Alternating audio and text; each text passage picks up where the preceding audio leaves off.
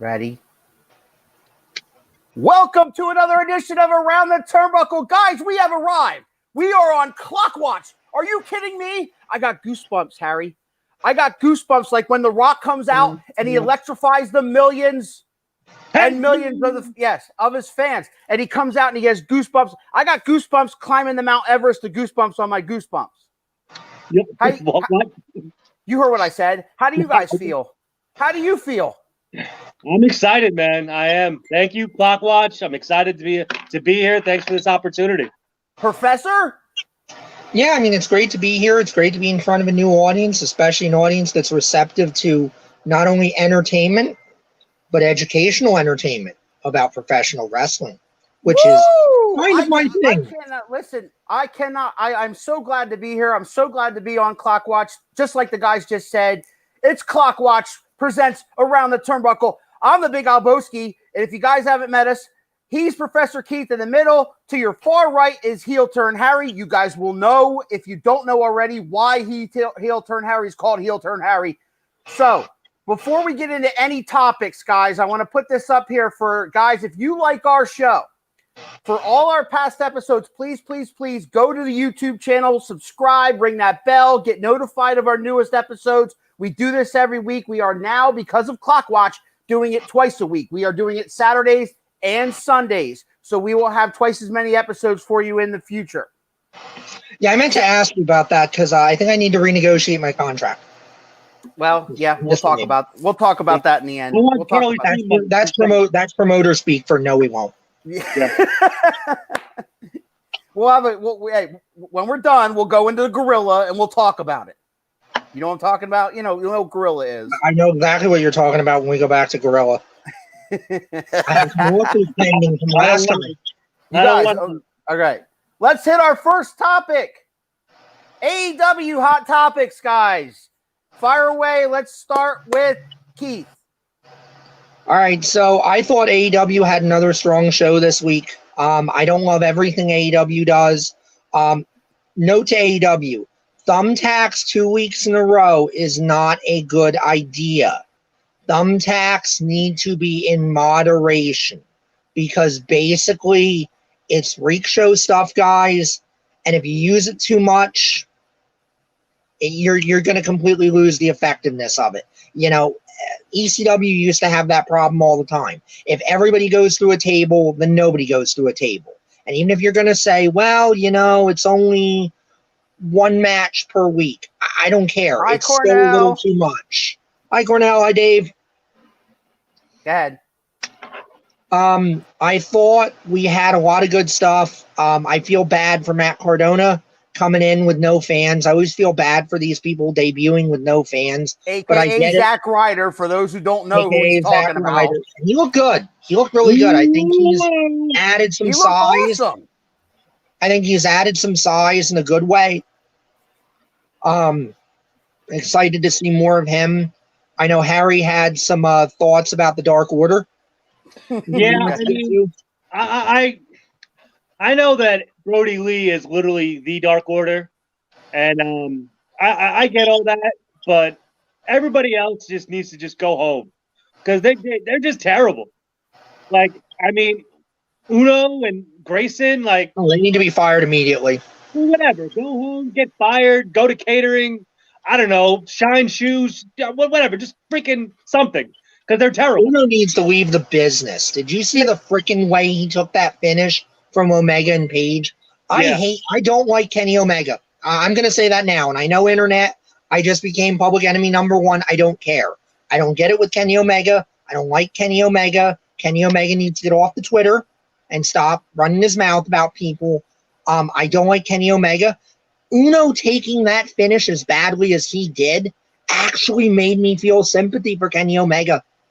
And when you make me feel sympathy for Kenny Omega, it hurts. Yeah, that's not good. That's not good. I fear for Brody Lee because he was unhappy in WWE because creative had nothing for him and never did anything with them. And I just fear that AEW is he's not going to do anything there. And he went to a company that is just not going to know the correct way to do him. because I don't think he needs the Dark Order. I think he could do something by himself and wouldn't have to do a stupid gimmick like the Dark Order. But he basically is by himself right now. I mean, you look at it, they've devalued every other person in the Dark Order. It's guys in masks. We've barely seen. Yes, go get your shine box. Go get And- this. Hello, Kyle. Good to see you. You guys, I mean, right now it's all about Brody. Everybody else is his bitch, his lackey, his whatever. It reminds me of Raven and the Nest in ECW, wherever, and even less so because the Nest guys eventually got a personality, and you were trying to get them over. Right now, Brody's got a bunch of flunkies to enforce his will. I know we were talking about on the air. To me, it's not a stable, because a stable is a bunch of guys that you're all trying to push. I feel like this is more about Brody Lee, and frankly, it should be, because Brody Lee is a tremendous talent, and I think WWE is going to look back in 5 years, 10 years. You know, I mean, Vince will be gone by then, one way or another, and they might have the ability to actually admit when they're wrong by then, and they're going to regret letting that guy go. They're going to regret not doing more with him. I really believe that. well, there's a lot of guys. Let's be honest. They're going to regret not doing a lot. Sure, but I mean, we're talking about Brody Lee right now. No, I know. We're trying to get in the list of regret. You don't think they regret what they did with Moxley, who was Dean Ambrose? You know. No, because I agree with MJF 110%. I think Moxley has looked like crap. He's doing a knockoff Stone Cold Steve Austin gimmick, and he's trying to do CZW crap on mainstream television, and it's not working. It's not working for me whatsoever. I would be at the point now where if MJF beats him in 5 minutes and takes that title, good, cool, totally down with it. Moxley's got nothing, in my opinion. He's been a disappointment so far.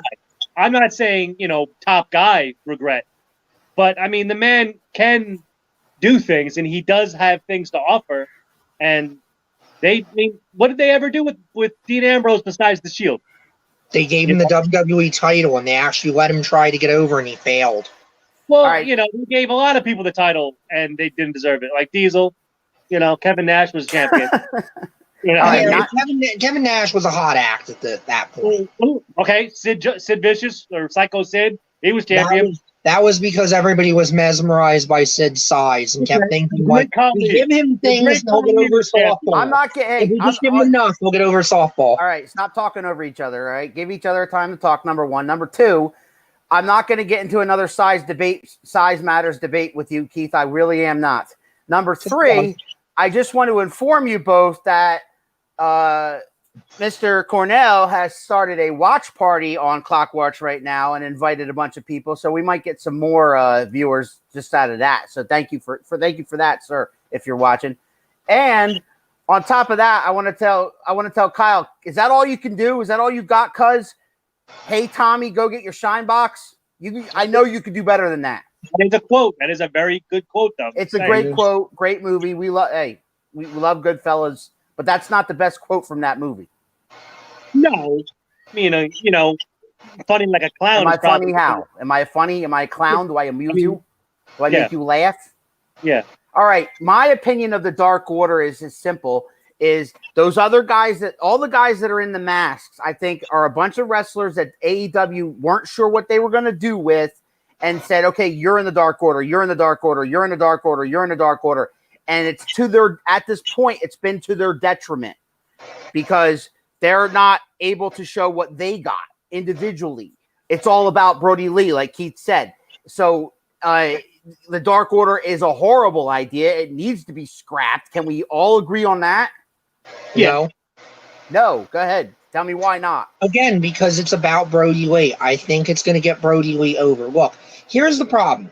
Everybody seems to think that it's about. I think he means shoes. Yeah, he did. He clarified. So that debate's over. Everybody thinks that it's about getting the title or being upper mid card. Stop. Barry Horowitz Everybody remembers Barry Horowitz. Yeah, Barry Horowitz didn't do anything except embarrass the shit out of Chris Candido when they wanted the shit embarrassed out of Chris Candido. But Hey, Barry he's the Horowitz, most famous Jewish wrestler of all time. okay, there you go. But again, we're forgetting that the carpenter, which is the industry term for what the internet stupidly and overusedly says jobber, loser, back. You need the carpenters. You need the guys that come out there and their job is to have a good match with the star and make the star look like a star. Right. This is one of the problems with the post-Attitude Era, the post-Monday Night Wars presentation of wrestling, is you could do that then because everybody was established, because they had years of being established, because they were beating, wait for it, carpenters, the Barry Horowitzes and crap of the world. Iron Mike Sharp. Right, so when Undertaker beat Shawn Michaels on television, you didn't go, oh, well, Shawn Michaels is clearly a piece of shit because the Undertaker beat him. No, you saw Shawn Michaels winning titles, beating carpenters, beating all these other guys, and being developed. So now you could have star versus star. When you try to do that in an AEW situation where, again, a lot of the talent outside of the guys that were on WWE 2 weeks ago are largely unknown, you're going to have problems. You're going to have that thing where people are going to go, oh, Brody Lee just beat Lance Archer. I guess Lance Archer isn't that good. I guess Lance Archer sucks, even though Jake Roberts is hanging out with him. So I do think there's value in having those guys like the Dark Order and the flunkies. And it works for what Brody Lee's character is. Brody Lee's character is the cult leader that's going to go out there. He's going to beat you up, but he's going to send his minions to soften you up. That's what heels do. Heels don't play fair. Heels don't go out there and say, I want to fight you October the 9th in this arena at this time. No. Heels sit there and go, I'm going to fight you at some point after I go in the back and, finagle the contract and make everything to my benefit. Or yes. I may not even do that. I may just, wait until a day that looks good and your back is turned, and I'm going to go beat the crap out of you. All right, so what else we got on AEW? Let's get off the Dark Order. What else we got before we get off this topic? Well, I'm going to say AEW is doing a women's, I guess you would say, round robin, they pick your partner through a color type thing. WCW did this. It was Battle Bowl. Like Battle Bowl, right. They're calling it Battle Bowl. They're calling it the Lethal Lottery. So I mean, it's lethal. They draw. If they draw the same color, that's your tag team partner.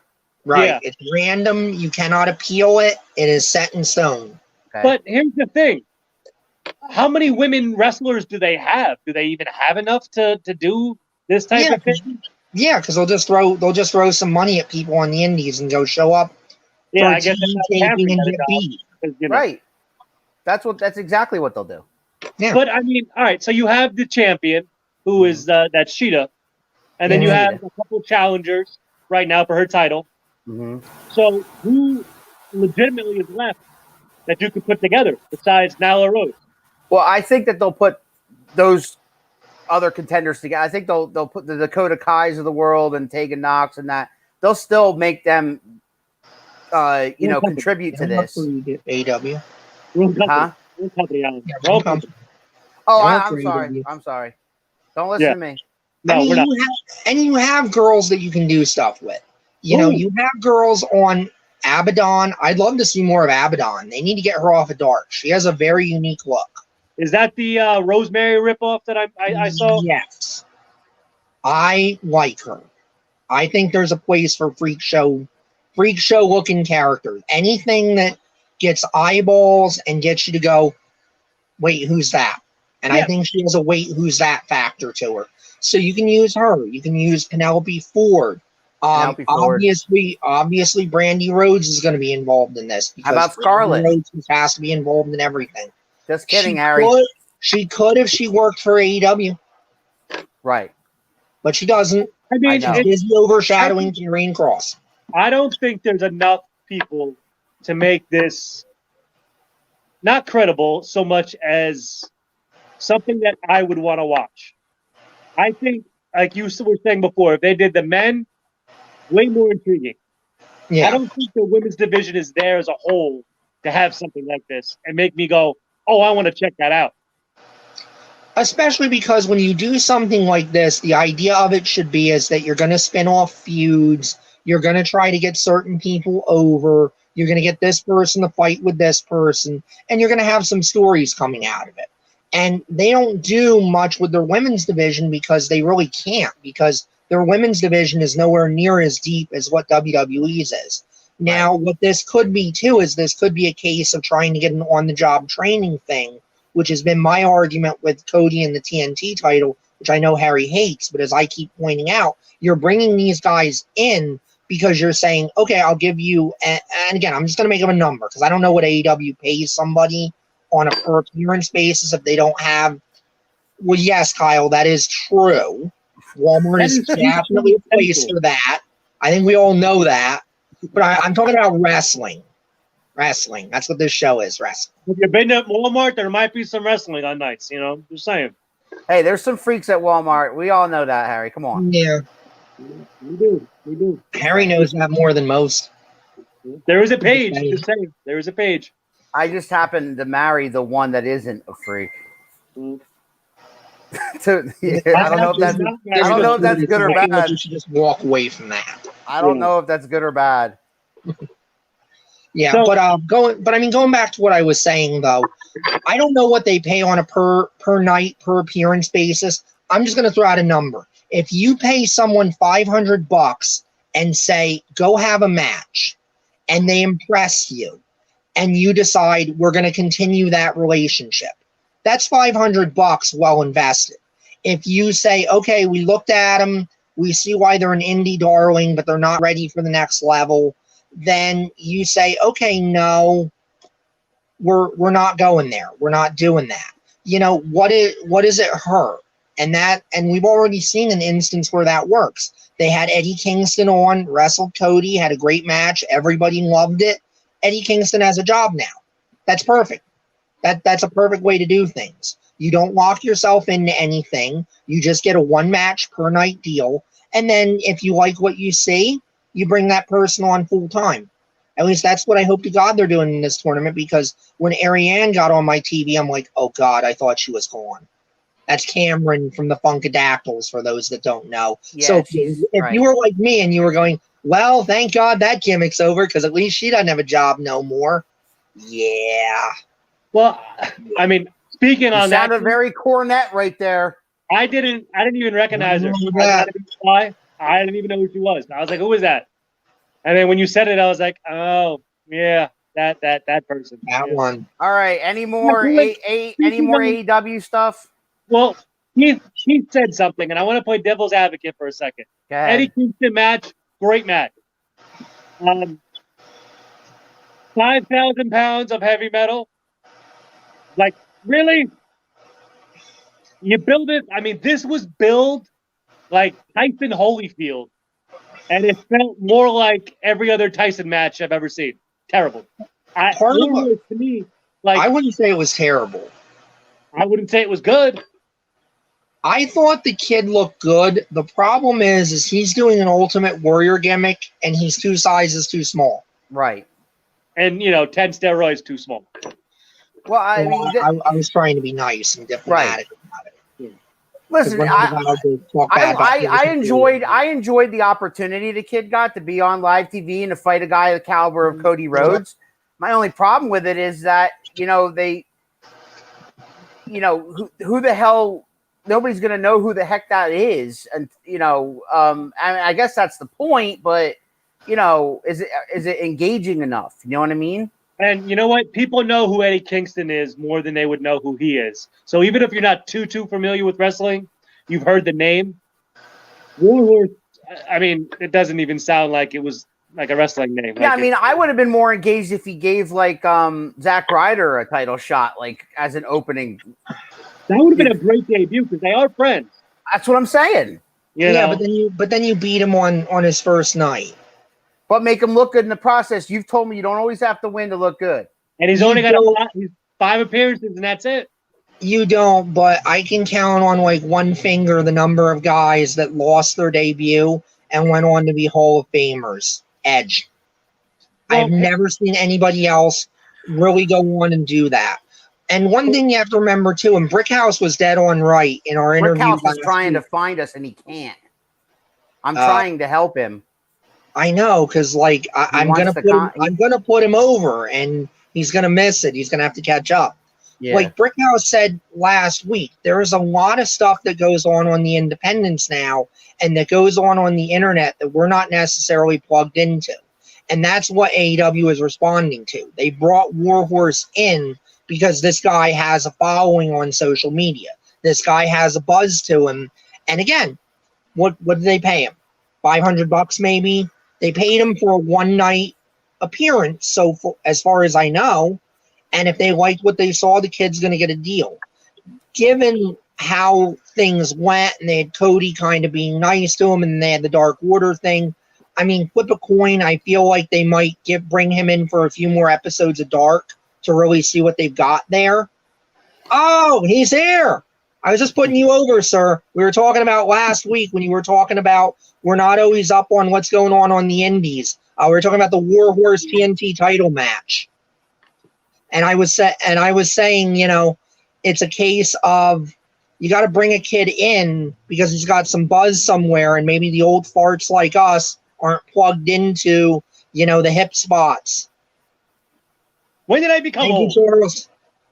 Yeah, Charles King Clips is a high profile member of Clockwatch. He's on every episode. Thanks for tuning in, Mr. Clips.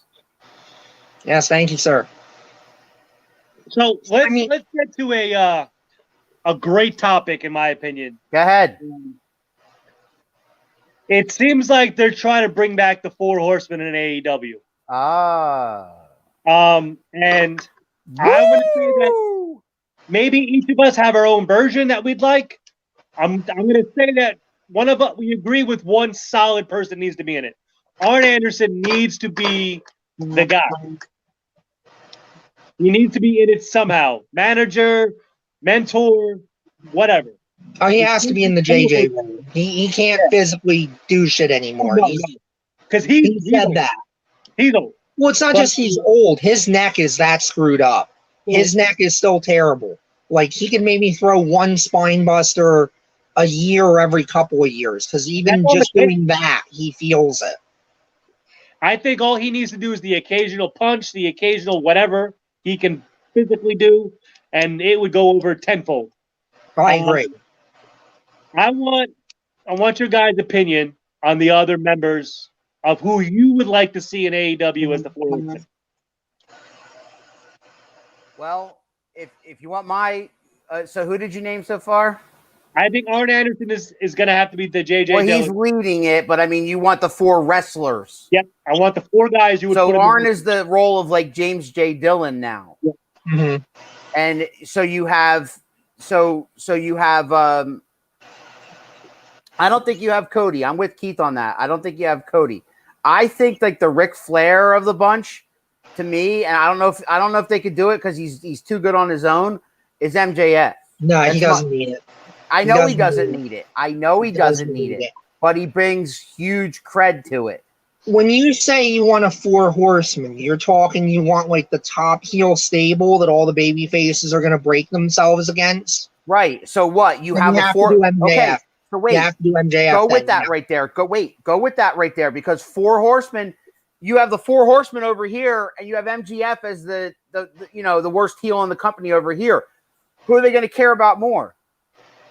No, you're right. If you're making a stable that all the top guys are going to break themselves against, you're gonna need to do that. The problem is that you already have a top heel stable that people are supposed to break themselves against in the inner circle. But do you? In theory. In theory. But I mean, you've seen it, Keith. I mean, the momentum that they had, I think they're running on E right now. I think that's just, you could put that to pasture, and that would be okay. Because it's Jericho and everybody else to me. None of them are credible. None of them to me matter. You are sleeping on Sammy Guevara huge right now. I like Sammy, yes. I'm a big fan of Sammy. But I'm a big fan of Sammy.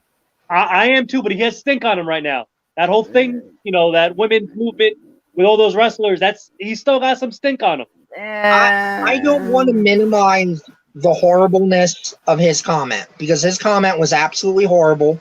It has no place in society whatsoever. However, he was a dumb kid. Anybody here, if you're a parent, you've whacked your kid at least once for some dumb ass thing that came out of their mouth without them thinking. And boys in their 20s, they're hanging out. We say stupid crap. Everybody in this room, I guarantee you, has something that they are not. Hi, Chrissy. Hi, Chrissy. I'm sure every guy either commenting, the two of us sitting on this stream right now, I don't know where Harry went. I'm guessing he had a bathroom break or something there. Yeah, he didn't want to go on the bathroom live. For all those of you who don't know heel turn Harry. Yeah, we have all said something that we wish we could take back. Right. I honestly believe that's where Sammy Guevara is. He had sensitivity training. He was suspended without pay. I feel like he did his penance. He apologized to Sasha Banks. He talked to Sasha Banks. He did. He talked to her. They worked it out. I think it's not going away, but it's cooling down. Yeah, I mean, it becomes at this point, do I want to ruin the kid's career because of something stupid he said a few years ago? I don't. Absolutely. I believe in second chances. I think he should get a second chance. Some of these other guys with the amount of actual physical things that are against them that they've done, no, they can be out of a business on a rail. Joey Ryan should never be able to wrestle again. No, never, ever. No. And I don't think Sammy Guevara is anywhere near there. And I do want to put see, and Chris is even backing me up. I've said some shit. So even the ladies, I'm sure, have some things that they're not proud of that they've said. To me, there's a big difference between words and actions. Words is your mouth ran ahead of your brain. Your hands run where they shouldn't be. We got a much bigger problem there. All right. I do want to comment on something Brickhouse said, and he's absolutely right, is that the Horsemen worked because it was guys making an impact. It was guys that were already stars making an even bigger impact being together. And I don't know that we have that in AEW right now. Right. I'm with you on that. I don't know if it's a great idea, but of course, the nostalgia part of me says I'd love to see a reincarnation of that group. Let me throw this at you. Evolution made some huge stars out of some guys that maybe without the right situation weren't going to be who they were. Right. I mean, Randy Orton had the pedigree, don't get me wrong. His talent is unprecedented. But can we say that Batista would be the same guy without Evolution? No. And Randy Orton for that matter. I mean, it put him on the map too, yeah? You sit under that learning tree, Triple H and Ric Flair. Yeah. So, I mean, if you surround the right guys with the right people, Arn being one of them, I think you can make some new stars in a company that's just starting. Right. As long as they listen. Yeah, all right. So do we have any more AEW before we switch topics? We've been on AEW for almost 30 minutes. MJF is my spirit animal. Give MJF all the things. I have a quick MJF thing. I'll make it quick. Go ahead. You guys are somewhat familiar with Impact. I know it's a show. Allegedly, people watch it. So MJF, people know MJF from MLW, right? He's been doing this gimmick forever.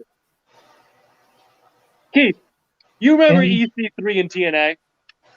Yep. That guy that failed twice in WWE. No, but that company. MJF, he's going to be on the top of there. Wait, one at a time. Go ahead, Harry. What? It's MJF. Did that strike you as MJF? No. No?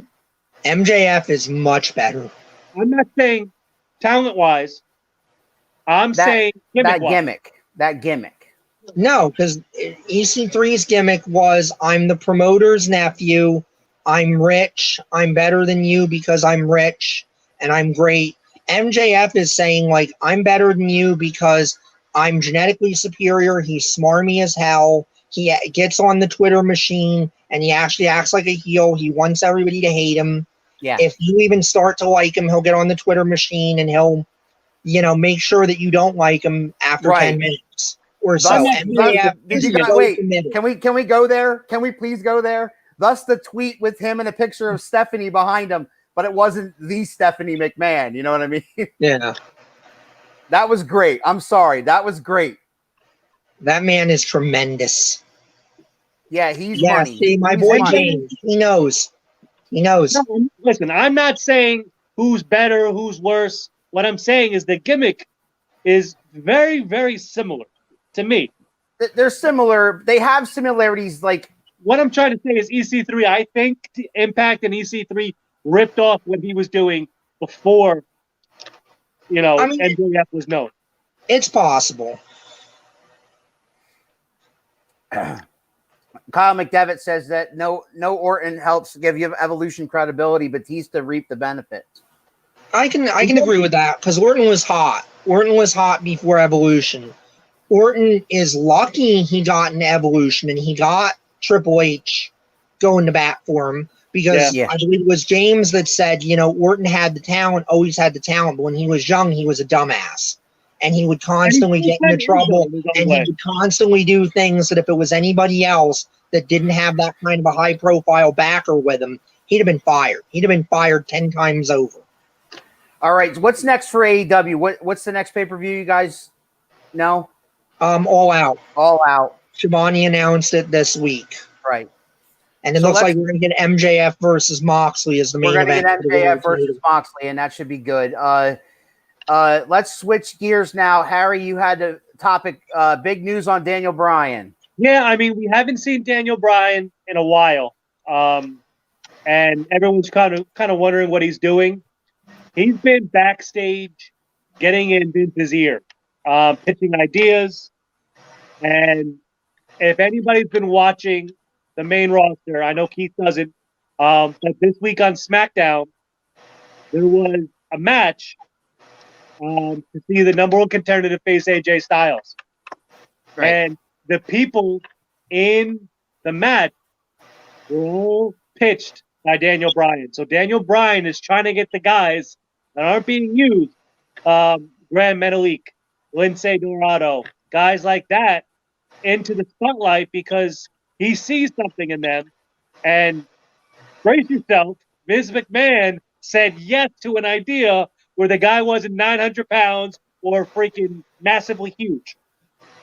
And you're going to get Graham Metalik against AJ Styles, and you're going to see a good match, in my opinion, because the Lucha Brothers are not complete comedy as they've been portrayed forever. They can actually go, and you're going to get a competitive match. Graham Metalik is not going to win. You mean Lucha House Party? Yeah. Not to be confused with the Lucha Brothers. Yeah, they're not portrayed as comedy. They just come off that way. Yeah. Sometimes. But it seems like Daniel Bryan is backstage trying to help the underused guys get a spot on TV. And God knows SmackDown could use it.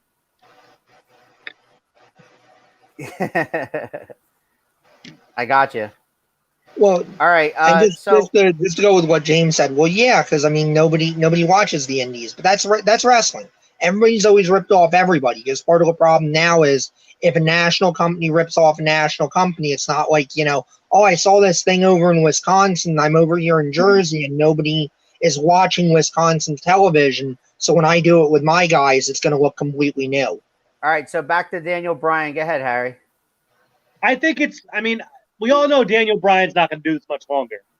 Right. He said that. He said that outright. If anybody, I think, can get in Vince's ear, there's a few guys, and I think Daniel Bryan is one of them. So, I mean, if he can help these other guys that are talented, that aren't getting opportunities. Because they're small. For whatever reason. Small. Like he could be the voice of the small guy. He could be the voice of the voiceless because, let's be honest, there's only, like I said, a few guys that can get in Vince's ear. And Vince doesn't go, yeah, sure. James Brickhouse says he's paying it forward. Look to how people keep saying, push, Daniel, push. Now he's paying it forward. Yeah, I mean, and that's what you should be doing.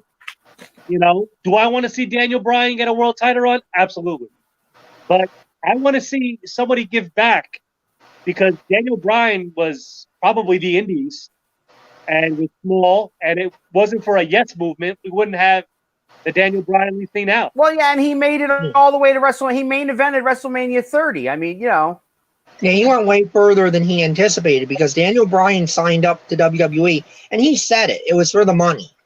It was because he knew he was going up there, and he was like, I'm not going to do my art anymore. I'm not going to be able to do the stuff I've done on the indies. I just need to make some money because I've had injuries, and I just can't afford to be, out there on the independents using the last however many years I have, making $500 or $1,000 or whatever. He was happy to go up there and just be like, yeah, they'll probably not use me. I'll probably get beat, but at least I'll make some money at this. And I mean, it massively worked out for him. He massively overachieved. He met his wife. He has his children.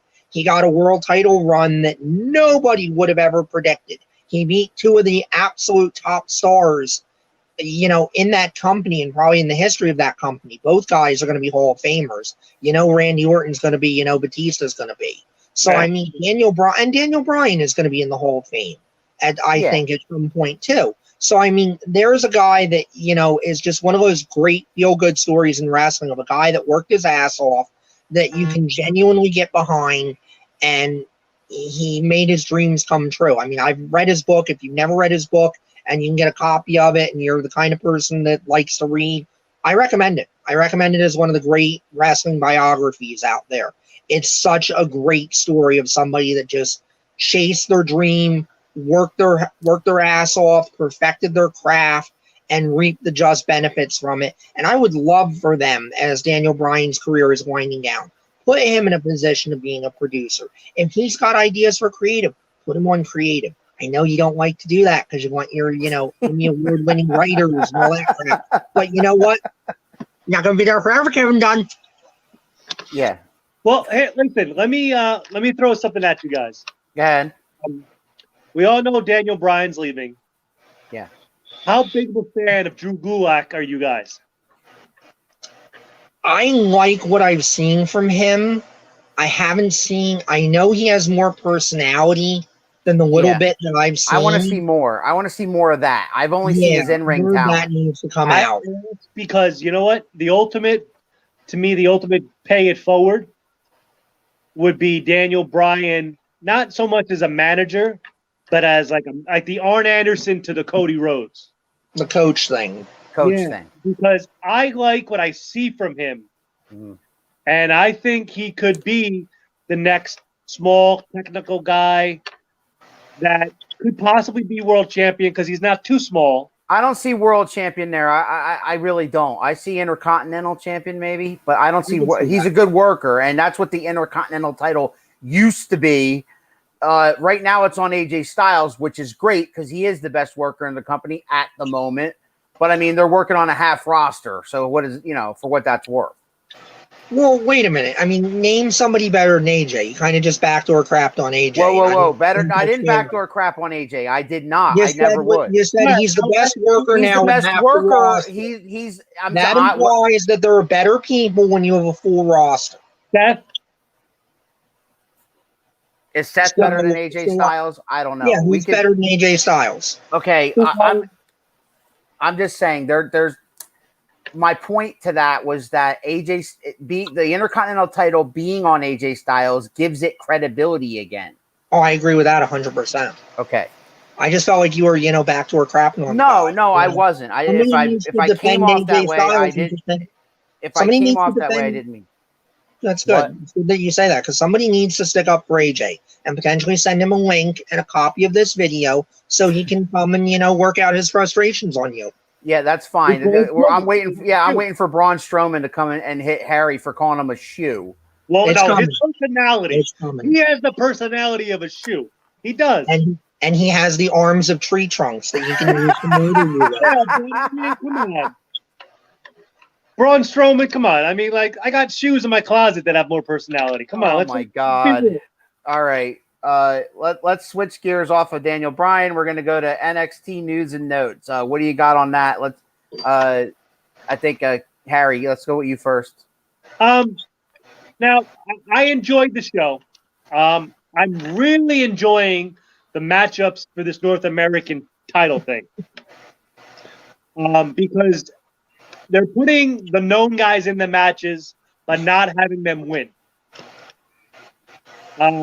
Keith, you'll be very happy to know your boy Dexter is in the match. That man's money. He beat Finn Balor, and he beat what was his name? God, I can't think. Alan, help me here. What? Finn Balor and Dexter Lumis and Thatcher in the match, but in the process, did not bury and was not a clean loss for either of the guys that lost. Right. So it served its purpose. Yes. Fucking why is no one doing a clean? It's a fucking triple threat. Yes. Well, listen, I mean, Thatcher is having his videos, so you can't really do that. No, you pin Finn Balor. You just put him on NXT. Mr. He's Clips likes the established. You pin Finn Balor. Nah, You pin him.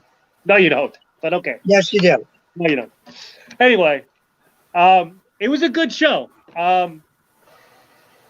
I'm excited for Dakota Kai and her direction. you know, I love Dakota. Love Dakota. I'm curious why Rachel Gonzalez has not been on TV, though. Well, you want the long version of the short? Well, my I short don't know who version Rachel Gonzalez is. I know who Raquel Gonzalez is. But Boom! That's the I don't know short who Rachel version. version. Right there's the short version, Harry. At least I Professor do what Keith show. Listen, doesn't Alan. even know who she is. I do, but you know what? I know what show I'm talking about, unlike you, so you should calm down a little bit. That's true. All right. Miss Gonzalez, Miss Gonzalez. good riddance. Now it's Miss Gonzalez. I don't know. I gotta be Dad. proper. Miss Anyway, Gonzalez. good riddance. I never felt like Dakota Kai needed her. I felt like she was just the Diesel to Shawn Michaels. Right. You That know, was the idea, but they did not go that way. They didn't let her ride her coattails long enough. Maybe there was a problem there behind the scenes. Well, as you saw, there's going to be a showdown with Dakota Kai and Rhea Ripley, and I'm excited. Oh yeah. That's going to be a great match. Oh yeah. And my question is who wins? I mean, well, that's the thing, right? I mean, are they going to get back on the Ripley train and push her again, or are they all about Dakota right now? I mean, This match shouldn't be happening. Oh, go ahead, Keith. Why should not be happening? Because you're trying to push both of them. They're really not. They've been pushing Dakota, and Ripley hasn't won a match since Ripley's she's lost her barely been title. on TV because she's had visa issues. and you added Okay, to fine. Roman Reigns' female version too. Don't forget female Roman Reigns. Hey, Can we not talk about the Queen in my presence? We are talking about the Queen. We're not talking about the Queen. At this moment, we are not. We're talking about NXT superstars. I'm trying to stay focused on one piece of bad creative. Don't derail me onto another. Woo! Right, we can talk about why Charlotte doesn't need the title 50,000 times in her first few years somewhere else. Keith, it makes you feel good. Spit the banana out of your mouth and do it. Woo! I will not engage in your shenanigans. I'm here All for. hail the Queen. Love you, Charlotte. I'm here to bring credibility to this circus. If you want to hail the Queen, we should talk about Rhea Ripley and leave Roman out of this. Okay. So here's the problem: Rhea Ripley's been off TV. Rhea Ripley is going to be the cornerstone of, and also James brings up a good point too. Rhea looks great. Not to mention that accent. It gets me every time. I love it. I love all of it. I love Ripley too. I'm just saying they have been shitting. I think Dakota goes over her. My opinion. It's going to happen, but I could be wrong. I would buy Dakota going over her if you still had Raquel there. But the way it looks, Dakota's going to have to basically bring a flamethrower. And that's what should happen. Because Rhea went toe-to-toe with Charlotte. And we know Charlotte is like the greatest freaking wrestler in the company. This is part of the problem. Nobody uses logic for these kind of things. I'm not crapping on Dakota Kai. I like Dakota Kai. I really like Dakota Kai. I think Dakota Kai is going to be a star. Mhm. I wish they would not have taken Raquel Gonzalez away from her, because even something like this is good, because then you lay a seed for when you want to do more with Raquel Gonzalez, where you go, okay, remember that time she fucked Rhea Ripley over to help Dakota? Well, now Yeah. Rhea wants to come after her and kill her. Yep. Unless, we're at the point now, and I don't know that we are. I just know that they've separated Dakota and Raquel, and considering that they haven't really done much with Raquel, that probably means they're not happy with her for some reason, that she's done something to get on somebody's bad side. But anyway, let's assume that didn't happen. I would rather have the heater, which is Raquel, go in there and help Dakota beat Rhea. Because if I look at those two one-on-one, Dakota can't beat Rhea without massive shenanigans. And I just don't see it. You're going to be trying to reestablish Ripley. You're going to be trying to get her in there with Kairi Sane. I mean, maybe that's what they're looking at, but they're looking at it as, well, by the way, we will do a screw finish. Well, go ahead, Harry. What? It's Io Shirai, Keith. Io Shirai. Okay, that was everybody That gets one. Everybody gets one. Yeah. Still, you're gonna. I like Io too. At least I got that right. At least I'm not trying to get people to sign with other promotions. Yeah. Or turn heel. Brandy Rhodes against Dakota Kai. Or turn heel, Harry. I only advocate that if it makes sense. No, Harry only advocates it on days ending in one at a time. I'm not going to say that they've separated them either, Keith. I've just noticed that they haven't been together the last 2 weeks. I've read that they've been separated, that relationship is officially ended. They're not doing it. Catering needs somebody else, so that's fine. Yeah, Okay. so I mean, I wouldn't do that match. That to me is another example, and this is where I've been getting this feeling that more and more I think NXT is getting Bruce Pritchard or Vince McMahon or one of those folks is starting to sit in on the creative meetings and is starting to say, well, here's what we have to do. And they've just hired 2 more writers for NXT, which to me is like, why? Why do you want more cooks in the kitchen? You have enough problems on Raw and SmackDown with having a bloated team of writers and whatnot. I don't understand it. And it really is starting to hurt the product for me. All right, what's bothering me about NXT at the moment is this whole Cross thing. Because I as much as I like Cross, and I know Harry likes Cross, and I like Scarlett, and I like the whole thing, the idea that he's getting in the title picture with Keith Lee right away is bothering me. NXT used to be about earning that right to be champion. And they have the triple threat thing going on for the North American title right now, and that's distracting everybody else from Keith Lee. So all they have for Keith Lee is Karrion Kross. What do you think of that? I think you're thinking they're doing this now. They're doing a takeover. It hasn't been announced. It's gonna be. It's gonna happen. It's gonna be announced. I don't think so. Then who? No. I don't think so. If you watch NXT, Alan. Yeah. Regal says you have to earn it. He put the brakes on it. I think that they're going to make all the people online getting pissed off. Well, I think they're gonna drag this out. I think Regal is going to be the guy that says, you know what? No, you're going to earn it. I think Lee's going to have a match at TakeOver against somebody credible. I think Cross is going to have a match against somebody credible. And I think they're going to do it next TakeOver. Who's credible, though, that either guy hasn't wrestled 900 times? Because that's part of my problem. Adam Cole again. No that's part of my problem with NXT, too. Almost... They are in such a rebuild mode right now. It's crazy. Yeah, Brickhouse said that last week. He said that they can't keep regurgitating this stuff. That's why AEW is crushing them in the ratings. Well, I mean, Keith Lee can... I mean, there's guys that are not at that level, like, that are not in the main event that are still pretty credible. Hey, you guys watching right now? throw me a comment right now. Who do you think Keith Lee should take on at the next takeover that is not Karrion Kross? Please, because I cannot think of a single name. You could do Adam Cole again. No. We've seen it. Yeah, why do you? I mean, it was great. The rematch clause. Do we not do the There's rematch no- clause? They don't do Doesn't that exist anymore. They stopped that. They said on TV those don't exist anymore. Yeah. You don't automatically get a rematch if you lost the title. Hold on. I got some names popping your way. Okay, let's bring them up. And I'll tell people if they're right or not. Finn Balor. Yeah, that's a good name. That's a good name. Bauer's got name recognition. I mean, he did lose his triple threat match on the way to the North American title, so he's available. He did come to the title. He did say that once you're done playing games, come see me. And I mean, from what you guys just established, Dexter Lumis won without winning. So, he's screwed.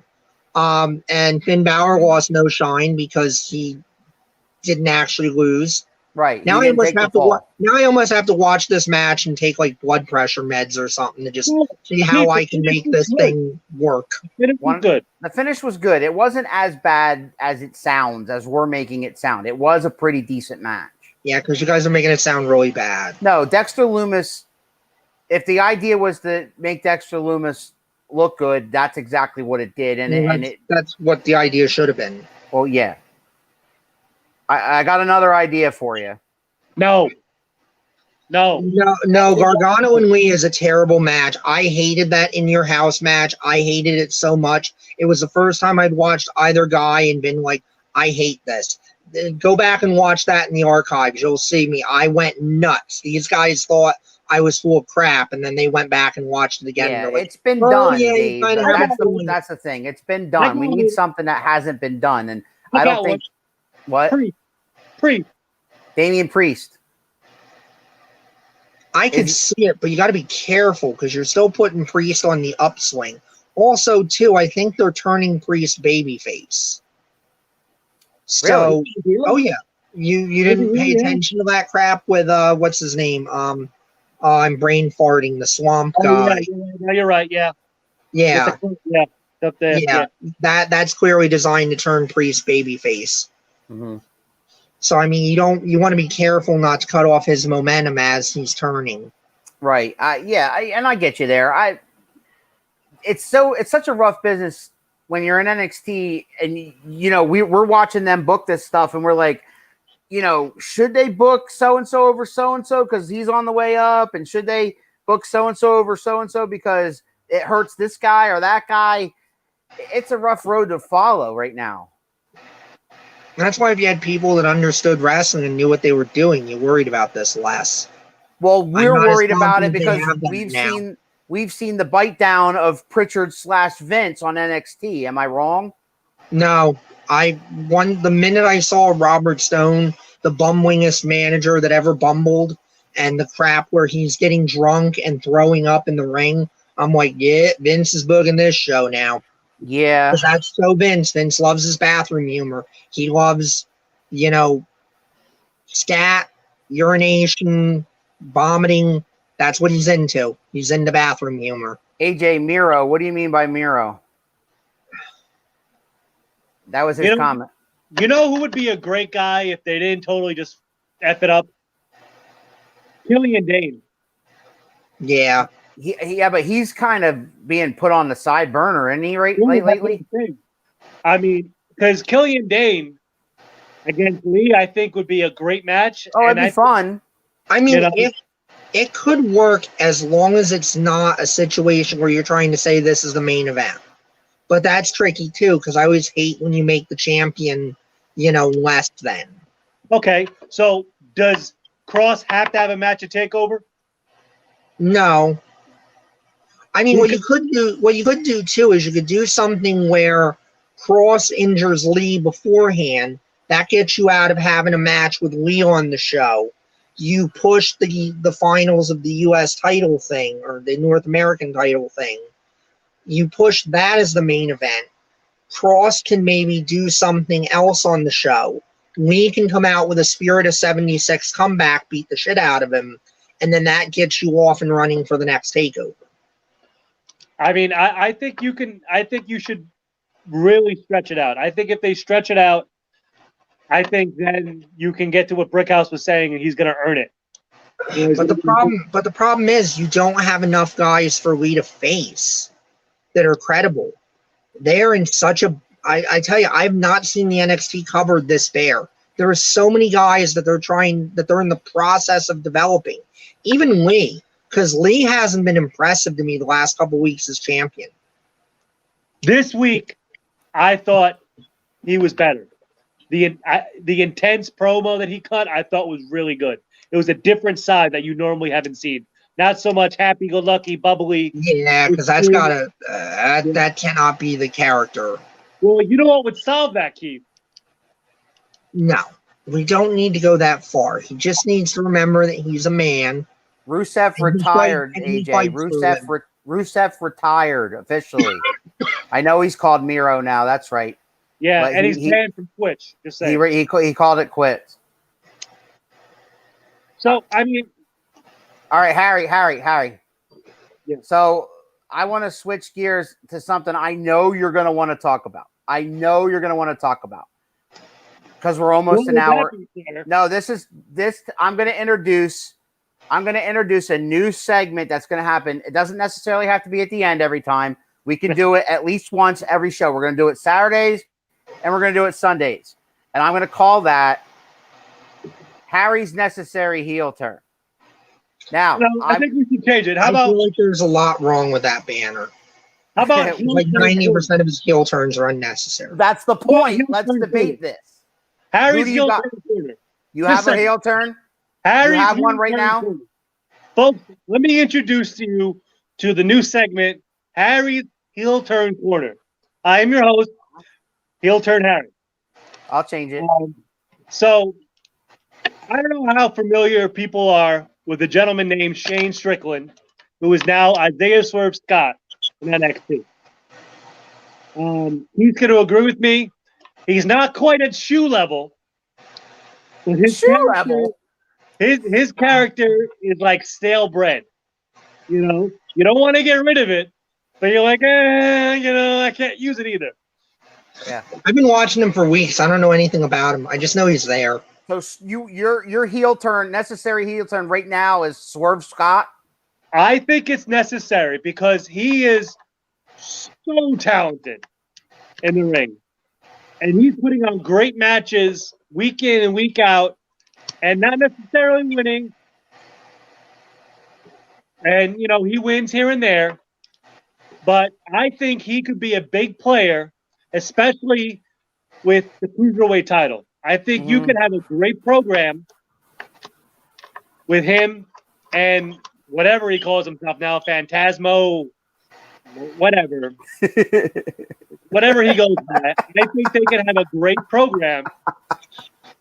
Keith's eyes are burning a hole through my freaking laptop. What is going on? Keith, I want to know what's on your mind right now. So your brilliant idea. It's brilliant. Let's turn Swerve Scott heel. Get ready. Yeah. Let's pair him with another heel and have a program for a championship. Because that's drawing money in exactly, I don't know. Never. Well, I tried to do the church lady and it didn't work. Welcome to my ideas. They don't necessarily go with what's done in the past. Thank you for coming. It would be great television, great entertainment value. I need audience participation on this badly. No, you don't. You need to just let me have my question and stop interrupting me. Go ahead. You want depth. You want stars in the making. You want, not the rehash stuff over and over again. You tell me what the hell the Cruiserweight champion's doing right now. Him and his two lackeys are just doing stuff to a guy that's like 3 feet tall and weighs as much as a soaking wet mop. Well, because Cruiserweight's on that Maverick. He's an underdog. You root for him. You cheer for him. You don't do that when it's heel versus heel. No. No, You no, don't but you know like what else heels. do? Heels are Okay, you know bad. what we do? Swerve Underdogs. Can we Scott stop? needs to Can turn we heel. stop with the underdogs? I'm sorry. I do not care about any damn underdog story. It's been done. It's overused. It's stupid. All right. Brickhouse says it really depends. I mean, in some cases, heel versus heel can be good, or heel versus heel can be terrible. It depends on what the guys can bring to the ring. But I'm not saying they'll have bad matches, Brickhouse. I'm saying for drawing money. You're telling me that draws money.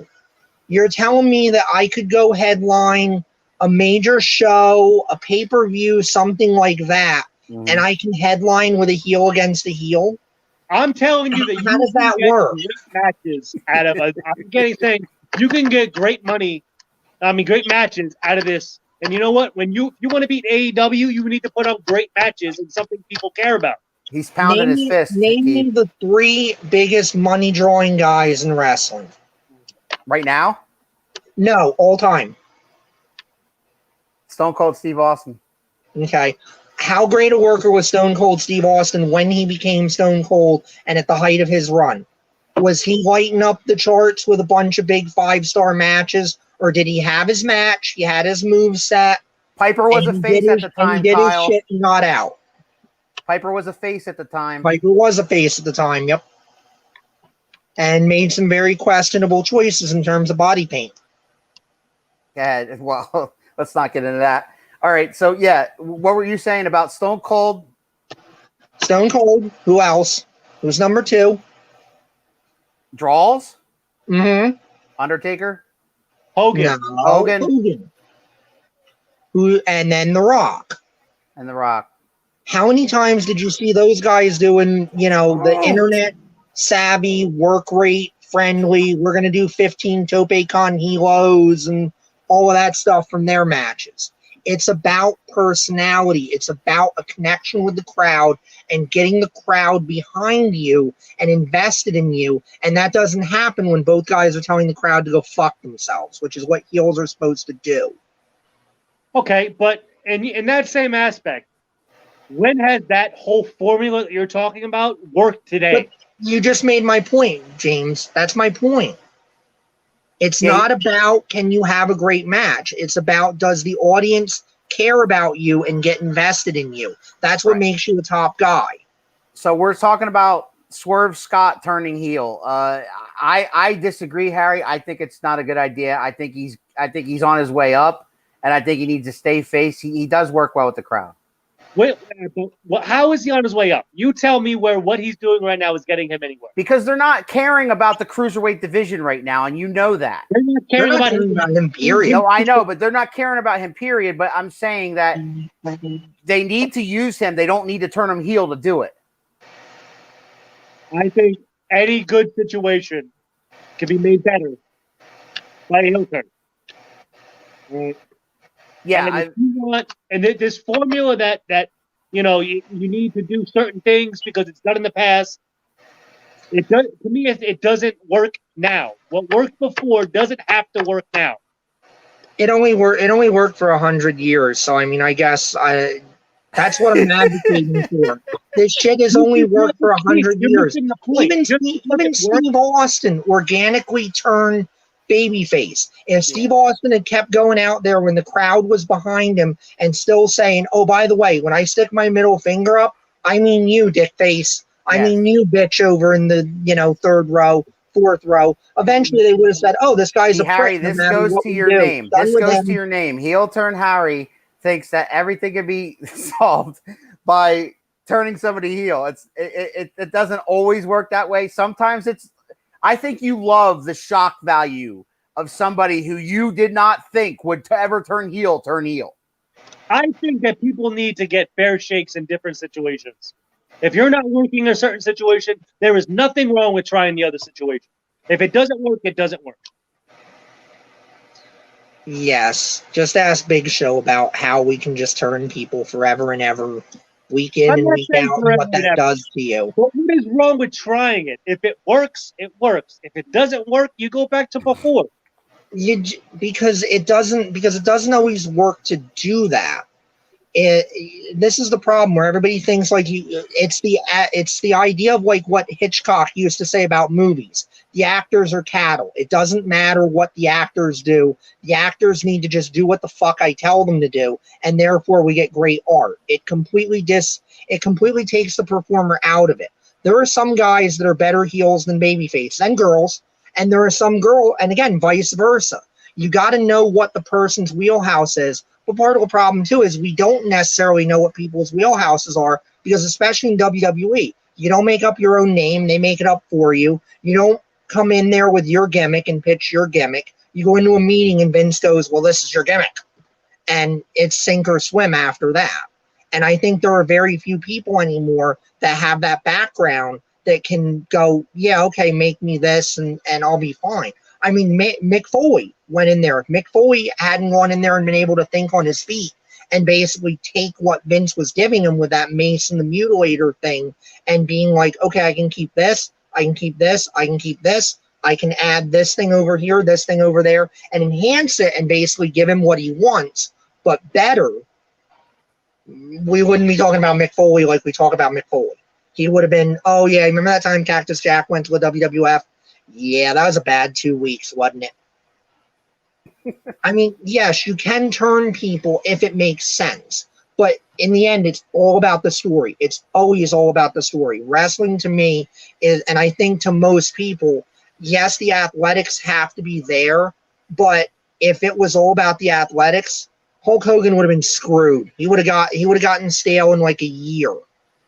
Now, this is coming from a guy that's in the business. Brickhouse says, they do allow you to pitch a gimmick. However, you get caught lying. They will torture you. Bobby Howard and so Keith, after John Cena, name me one person that is in that Hulk Hogan, John Cena 5 moves, but is massively over person. I would argue John Cena had problems with that. I don't think that formula is the right formula anymore. But that's not an argument to say we now need to go to heel versus heel on top and expect that to draw. I think you still have to keep the babyface heel formula, but like you did with Steve Austin, the babyface role has to evolve. It's not the superhero Hulk Hogan anymore, but maybe it's not the anti-hero Steve Austin anymore. I think Roman Reigns is getting close to that. I think, and also too, James, I think you're right. I think when the haters forget, because you do see that at shows, and I've heard people say this, where like you'll have the guys that boo Roman Reigns or talk crap about Roman Reigns the entire show, and then Roman does something impressive and they forget and they cheer, and then they realize people are watching them and they go, oh, wait a minute. Ooh, Roman's terrible. Yeah, let me keep my internet cred. Let me keep my cred that I hate Roman. Does anybody miss Roman Reigns, by the way? Me? Yeah, Roman's good. No, I'm saying, but do you miss him on TV? Like, does it bother you that he's not weekly on, being shoved down? I think he's reached the point now where he could backpedal it to an attraction, not like once a year. I'm talking like several times a year, like Brock Lesnar, for example. I'm just saying he doesn't have to be on every week, no, but I think that he's reached that status now. I mean, he main evented WrestleManias. He won the title. He beat Brock Lesnar. He all but beat Brock Lesnar in that cash in with Seth Rollins. So, I mean, he beat The Undertaker at Mania. I mean, he's got that status now, I think, where he could be an attraction. Like once in a while you bring him in because the attractions are going away. The Undertaker, Brock Lesnar, how much more is he going to be around? You know what I mean? So around as long as Sable needs money. Well, and as long as they're going to pay him ridiculous gobs of money to do nothing. Yeah, and James, that happens every time somebody that has a huge fan base comes back. He's going to get a huge pop. But, I mean, how long does that last? I've been hearing he's been working out. He looks like he's in even better shape.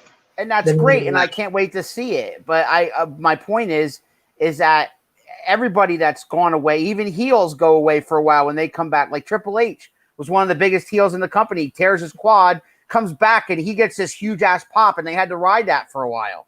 Yeah, but Triple H is a little different. Those Attitude Era guys they were all transcendent. I think more of your fan base was on the internet because they couldn't get enough of wrestling and they wanted all of that. I mean, you do get the injury pop. You're right. You do get the injury pop.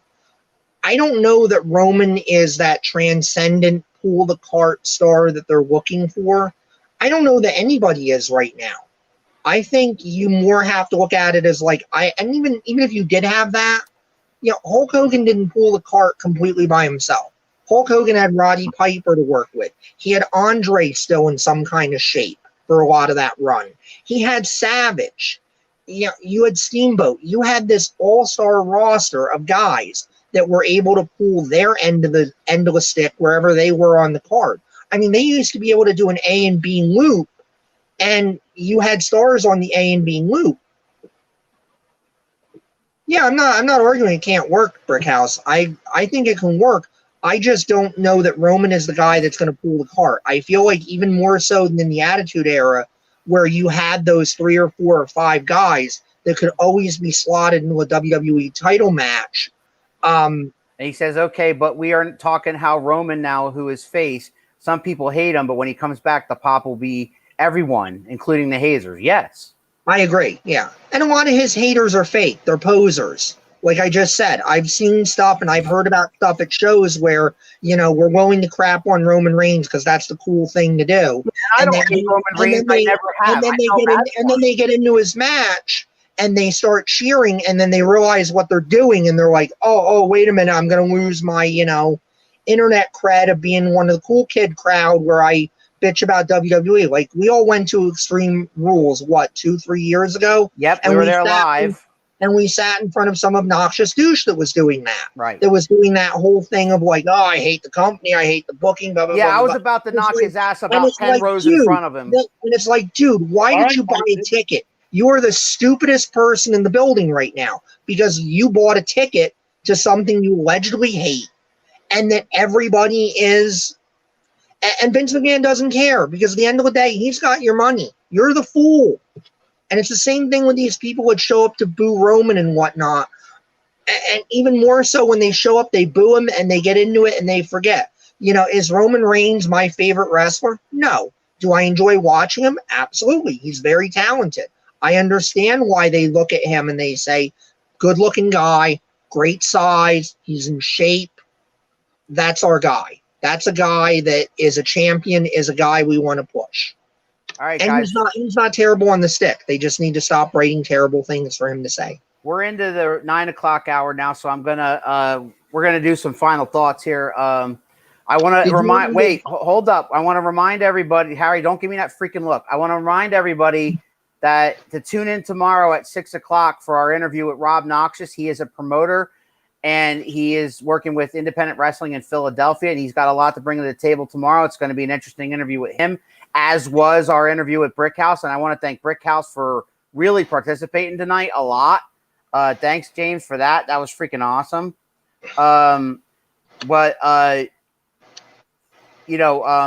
Keith, go ahead, Harry. Say what's on your mind. Well, we're forgetting a very important topic, sir. Go ahead. Well, I mean, SmackDown had a very memorable ending. Correct. We can end with that. Good. I feel like we should really, really get into that. Well, let's get into that because Keith doesn't watch SmackDown, and with good reason. I agree with him. But because I was, not feeling very well Friday night, I had nothing else better to do. I'm lying in my bed. I happened to turn SmackDown on. Well, let's just say, Keith, one of your biggest anger points and trigger points looks like it's about to happen, sir. What's that? There is a certain family member who might be female. You could call your sister. Maybe finally coming to a head. Harry, why do you do this to yourself? Go ahead. Well, sir, I am not doing this. I am just telling you what was on TV. and what happened? On television, sir. It was live. Was a certain female who was in the ring. Yes. The lights went out. Yeah. There was some noise. Yes. And a certain character showed up He did. and stalked her, walked around, teased, not going after her, but ultimately gave her the claw. And I think we're going to see Sister Abigail. Yeah, and we are going to see Sister Abigail, and it's going to be Alexa Bliss. I disagree. Why not? I think it's going to be Nikki Cross. It was Alexa Bliss. Do you realize what in the cinematic match? Storytelling that would be. But Does anybody? Yeah. this is going to do two things.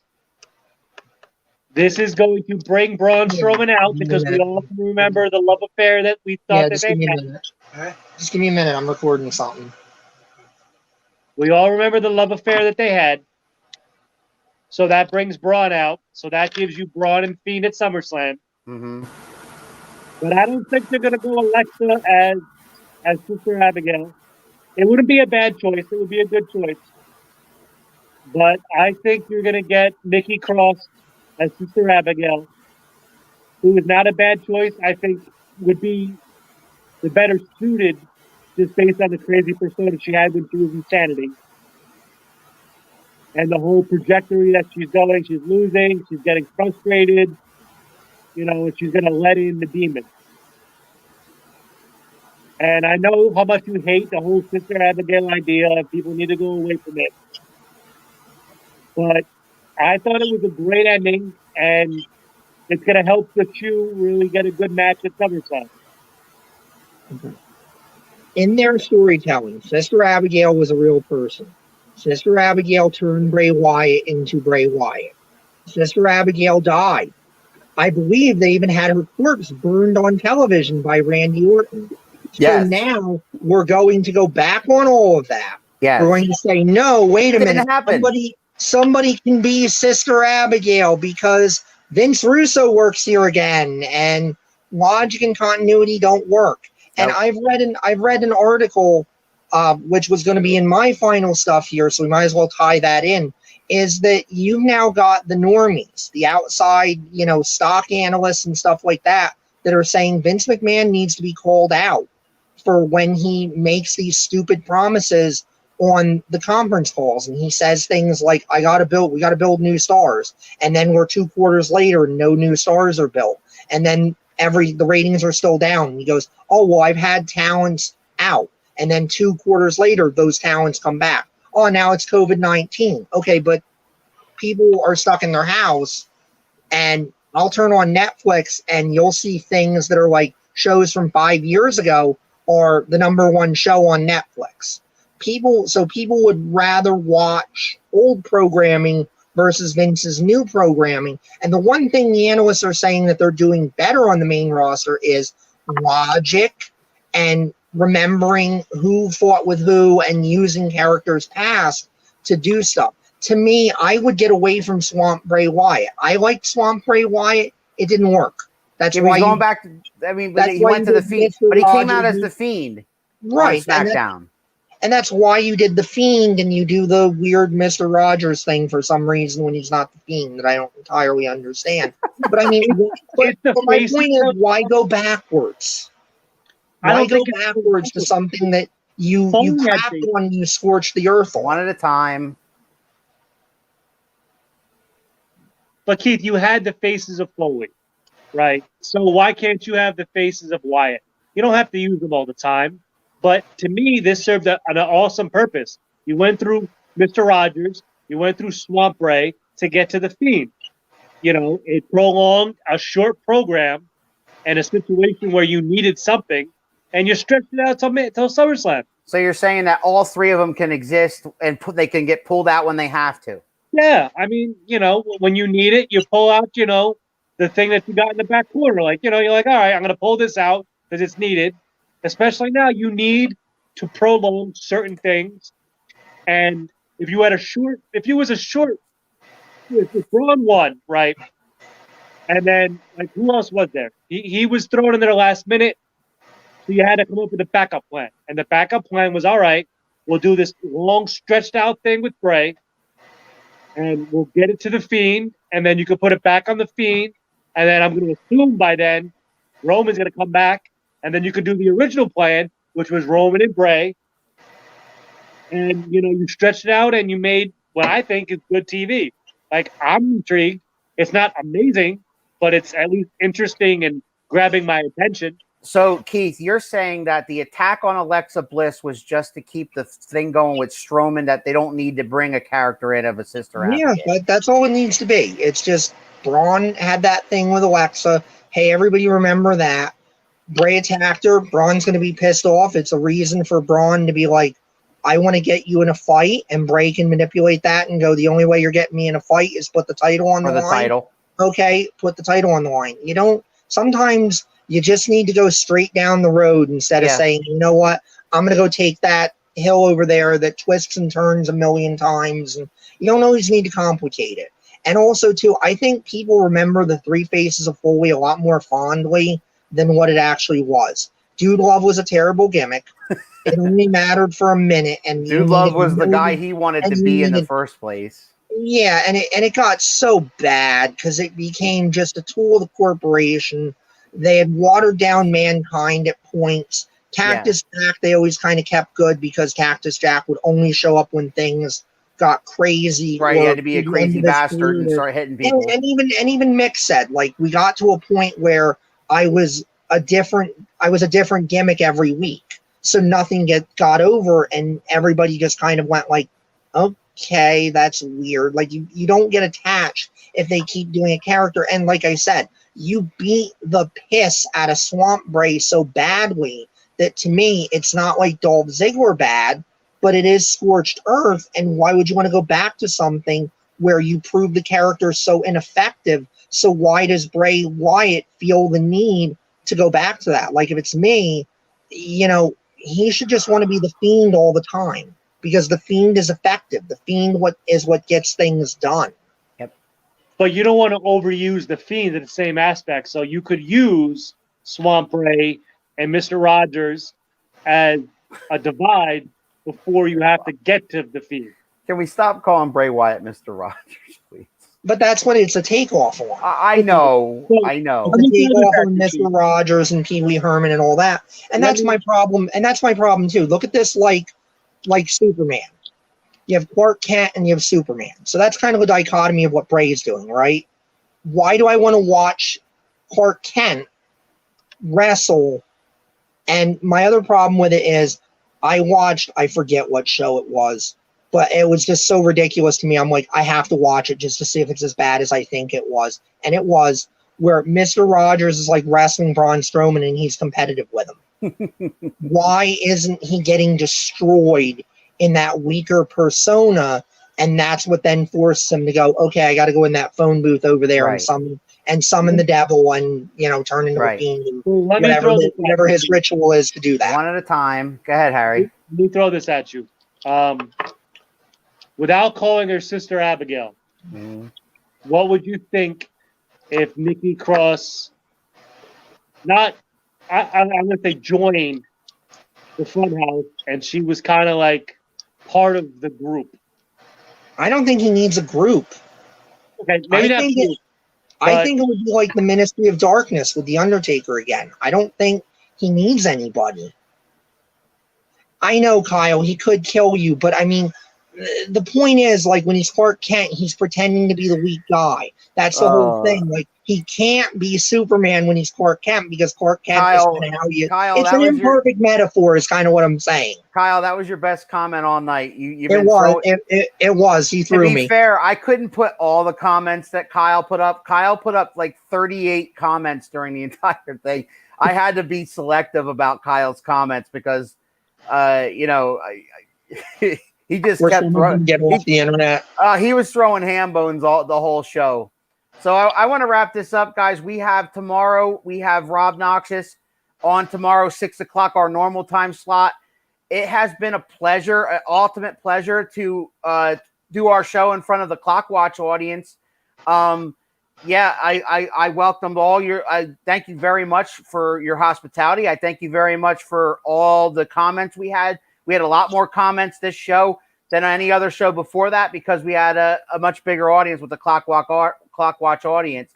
Guys, you have final thoughts? Well, I wanted to say thank you to the Clock Watch and thank everybody for watching. It was a pleasure and an honor. And I want everyone to remember one thing and one thing only. Any situation can be rectified with a heel turn. Keith, your final thought? My final thought is thank God we're at the end. Because I think I've aged 1 year. You don't Oh look my the God. same. I think I've gotten a contact high. Yeah. My final thought is Bad wrestling. woo! See you next time on Around the Turnbuckle. Good night, everyone.